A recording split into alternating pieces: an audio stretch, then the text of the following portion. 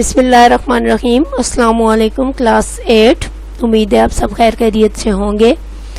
ہم نے جو اپنا سبق نمبر 2 پڑھا تھا، روزہ فضیلت اور معاشرتی اثرات، آج آگے ہم جو ہمارا سبق رہتا ہے اس کی آگے ہم ریڈنگ بھی کرتے ہیں، اور جو ہے وہ ساتھ جتنے بھی ہمارے مشقی سوال جواب رہتے ہیں وہ بھی ہم کرتے ہیں۔ امید ہے کہ پچھلا آپ کو اچھے سے سمجھ بھی آئی ہوگی، اور آپ نے جو آپ کو ہوم ورک گھر کے لیے کام وغیرہ دیا گیا تھا وہ بھی آپ لوگوں نے لکھ لیا ہوگا۔ تو چلتے ہیں اپنے سبق کی طرف۔ روزے کے معاشرتی اثرات، ہم نے پیچھے روزے کی فضیلت پڑھا، معنی اور مفہوم پڑھا، اس کے بعد فضیلت اور فرضیت پڑھا۔ تو اب ہم روزے کے معاشرتی اثرات پڑھیں گے کہ روزہ رکھنے سے انفرادی طور پر اور اجتماعی طور پر معاشرے پر کیا اثرات مرتب ہوتے ہیں۔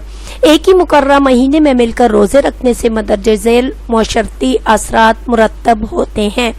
نمبر 1، عام مسلمان رمضان المبارک میں روزے رکھتے ہیں، جس سے اجتماعی نیکی، اجتماعی مل جل کر جو نیکی کی جاتی ہے، اکٹھے ہو کر جو نیکیاں کی جاتی ہیں اس کو اجتماعی نیکی کہتے ہیں۔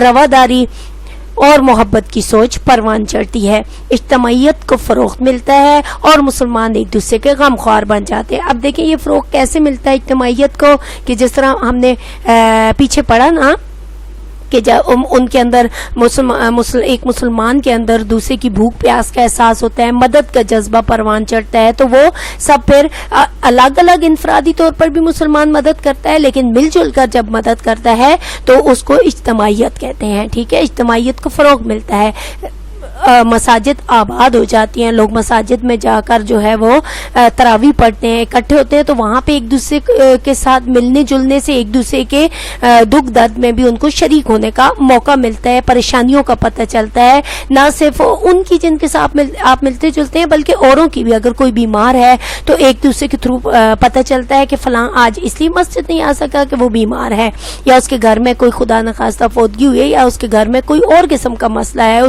اسے مدد کی ضرورت ہے، اسے امداد کی ضرورت ہے۔ تو اس طرح جو ہے وہ اجتماعی طور پر بھی جو عام مسلمان ہیں وہ ایک دوسرے کے غمخوار بن جاتے ہیں، اور ایک دوسرے کے ان کے درمیان محبت کا، نیکی کا، رواداری کا جذبہ پروان چڑھتا ہے۔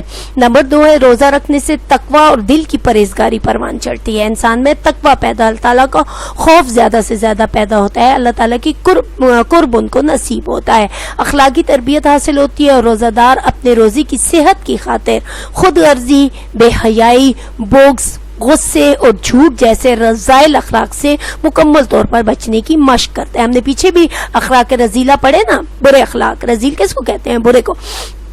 تو یہ سارے جتنے بھی برے اخلاق ہیں وہ یہ روزہ رکھنے سے جو ہے وہ ایک تربیت ہوتی ہے انسان کی، وہ ان ساری چیزوں سے جو اس کی صحت کے لیے بھی بہت ضروری ہے، انسان خود غرضی، بے حیائی، ان ساری باتوں سے جب وہ بچتا ہے، مکمل اس کی مشق کرتا ہے، تو آئندہ سال بھی اس کو یہ چیزیں کام آتی ہیں، اور وہ جو ہے وہ پورا سال ان چیزوں سے بچنے کی کوشش کرتا ہے۔ نمبر 3 ہے، روزے کی حالت میں بھوک اور پیاس کی کیفیت میں انسان اللہ تعالیٰ کی نعمتوں کی قدر و قیمت جان دیتا ہے۔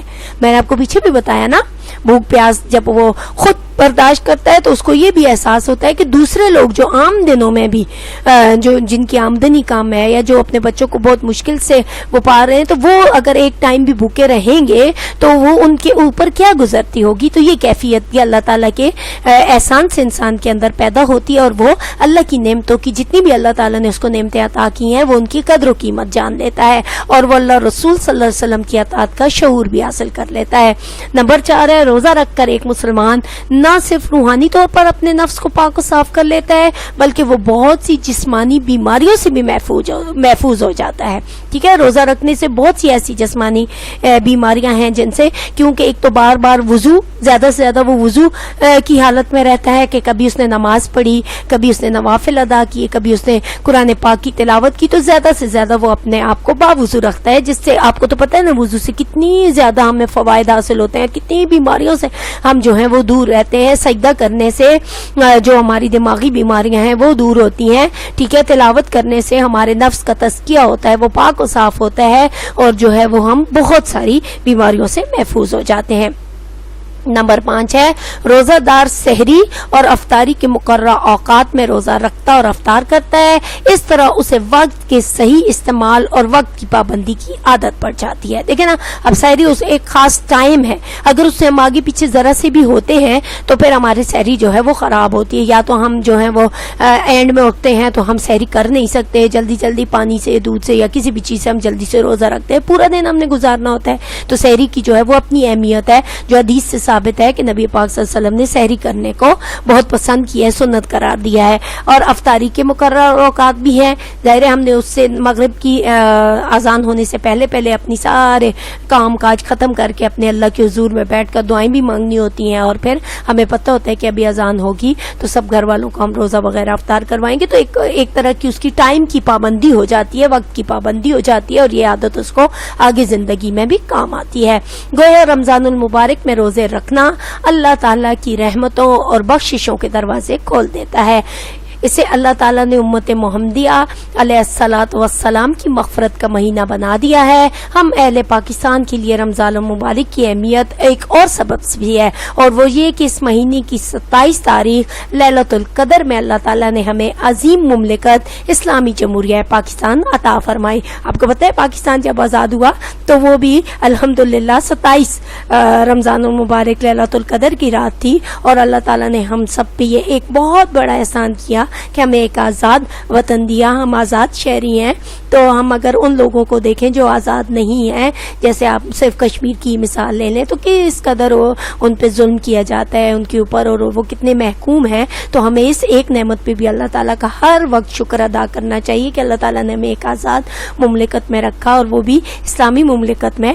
تو دیکھیں یہ بھی اللہ تعالیٰ کا ہمارے اوپر بہت بڑا احسان ہے۔ اس نعمت کا شکر ادا کرنے کا طریقہ یہی ہے کہ قرآن اور رسول اللہ صلی اللہ علیہ وسلم کو ہی اپنا پیشوا اور ہادی بنایا جائے، ہادی کسے راستہ دکھانے والے کو، پیشوا جو ہمارا رہنما ہے، جو ہماری رہنمائی کرتا ہے۔ تو اس کے شکر ادا کرنے کا یہی طریقہ ہے کہ ہم نبی پاک صلی اللہ علیہ وسلم کے حکموں پر چلیں، ان کی سنت پر عمل کریں، قرآن سے ہم جو ہے وہ رہنمائی لیں، اور اللہ تعالیٰ جو ہے وہ ہماری جو ہے اس میں مدد بھی فرمائے، اور ہماری ان کاوشوں کو قبول بھی فرمائے، ہمیں زیادہ سے زیادہ نیکیاں کرنے کی توفیق عطا فرمائے، آمین۔ تو یہاں پہ ہمارا جو ہے وہ سبق کمپلیٹ ہو گیا، پورا ہو گیا۔ اب ہم جو ہے وہ مشق کی طرف بڑھتے ہیں۔ 2 سوال آپ نے، 2 لانگ کوسچن جو تھے وہ مفصل جن کا جواب دینا تھا وہ آپ نے پچھلے سبق میں کر لیے تھے۔ اب اس میں ہمارے پاس سوال نمبر 3 ہے، روزے کے ہمگیر انفرادی اور اجتماعی اثرات قلم بند کریں، یعنی ان کو لکھیں۔ تو جواب میں ہے روزے کے معاشرتی اثرات جو ہم نے ابھی پڑھے ہیں، 5 اثرات ہیں جن کو آپ تھوڑا سا جو ہے وہ اپنی زبان میں تھوڑا سا کر کے دیکھیں۔ ایک ہی مقررہ مہینے میں مل کر روزہ رکھنے سے مندرجہ ذیل معاشرتی اثرات مرتب ہوتے ہیں۔ پہلا، عام مسلمان رمضان المبارک میں روزے رکھتے ہیں جس سے اجتماعی نیکی، رواداری اور محبت کی سوچ پروان چڑھتی ہے، اجتماعیت کو فروغ ملتا ہے اور مسلمان ایک دوسرے کے غمخوار بن جاتے ہیں۔ دوسرا، روزہ رکھنے سے تقوی اور دل کی پرہیزگاری پروان چڑھتی ہے، اخلاقی تربیت حاصل ہوتی ہے، اور روزہ دار اپنے روزے کی صحت کی خاطر خود غرضی، بے حیائی، بغض، غصے اور جھوٹ جیسے رذائل اخلاق سے مکمل طور پر بچنے کی مشق کرتا ہے۔ نمبر 3، روزے کی حالت میں بھوک پیاس کی کیفیات میں انسان اللہ تعالیٰ کی نعمتوں کی قدر و قیمت جان لیتا ہے، اور وہ اللہ اور رسول اللہ صلی اللہ علیہ وسلم کی اطاعت کا شعور بھی حاصل کر لیتا ہے۔ نمبر 4، روزہ رکھ کر ایک مسلمان نہ صرف روحانی طور پر اپنے نفس کو پاک و صاف کر لیتا ہے بلکہ وہ بہت سی جسمانی بیماریوں سے بھی محفوظ ہو جاتا ہے۔ نمبر 5، روزہ دار سحری اور افطاری کے مقررہ اوقات میں روزہ رکھتا اور افطار کرتا ہے، اس طرح سے وقت کے استعمال اور وقت کی پابندی کی عادت پختہ ہو جاتی ہے۔ گویا رمضان المبارک میں روزے رکھنا اللہ تعالیٰ کی رحمت اور بخششوں کے دروازے کھول دیتا ہے۔ اسے اللہ تعالیٰ نے امت محمدیہ علیہ الصلاۃ والسلام کی مغفرت کا مہینہ بنا دیا۔ یہ آپ کے تیسرے سوال کا جواب ہے۔ اب ہمارے پاس مختصر سوال بھی ہیں، ٹھیک ہے، 5 سوال ہیں ہمارے پاس، 4 سوال 5 نہیں 6 ہیں، 6 ہمارے پاس مختصر سوال ہیں جن کے 1 یا 2 لائن میں ہم نے جواب دینا ہے۔ جتنی بات پوچھی جائے بس اتنا ہی جواب دینا ہوتا ہے۔